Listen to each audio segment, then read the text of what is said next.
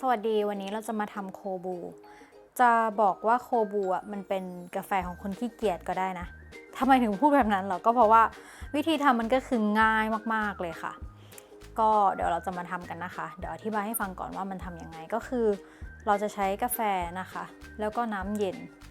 แล้วก็แช่กาแฟไว้ในน้ำเย็นเป็นระยะเวลา12 ชั่วโมงคือมันง่ายก็จริงแต่ว่ามันก็จะใช้เวลาในการทำนั่นเองโอเคเพื่อไม่ให้เป็นการเสียเวลามาทำกันดีกว่านะคะคืออันนี้เราจะใช้เป็นโถที่เอาไว้สำหรับทำโคบูนะมันเป็นของ Hario อ่ะเพื่อนๆก็คือหาซื้อได้นะคะใน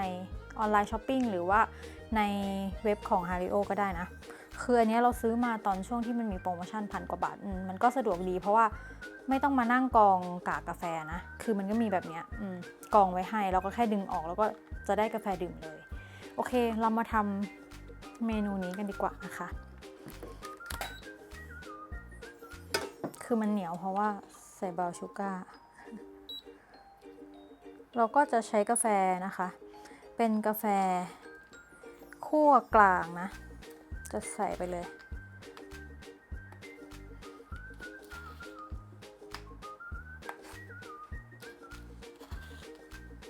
ใส่ไป60นะคะ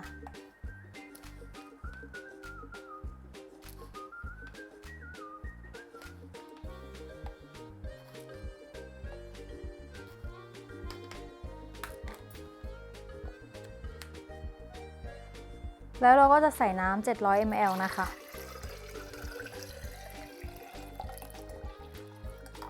โอเคแล้วก็อันนี้ประกอบคือมันจะมีข้อตรงนี้ใช่ปะแล้วอันเนี้ยก็ใส่ให้มันเข้ากัน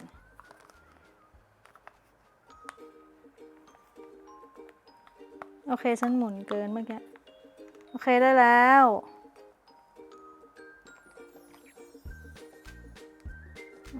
แล้วก็จุ่มแล้วก็ใส่ลงไปโอเคเดี๋ยวเราจะเอาน้องไปแช่ตู้เย็นนะคะ12 ชั่วโมงเดี๋ยวมาเจอกันใหม่และนี่นะคะก็ผ่านไปแล้ว12 ชั่วโมงใช่สังเกตได้จากน้ำเสียงนะคะที่ตอนที่ทำต้นคลิปเนี่ยก็คือดูง่วงมาก ตอนนี้ก็คือตื่นแล้ว